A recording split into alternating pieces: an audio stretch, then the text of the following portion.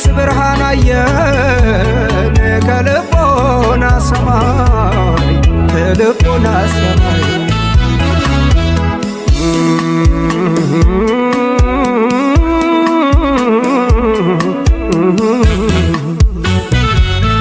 ማስተዋል የሰጠን ጥበብን ጨምሮ ጥበብን ጨምሮ ምስጋና ይድረሰው ሰው ያረገን ፈጥሮ ሰው ያረገን ሰው ሆነው ተፈጥረው ሳሉ በዚህ ዓለም ሳሉ በዚህ ዓለም ቁም ነገር መስራት ነው የሚያኖር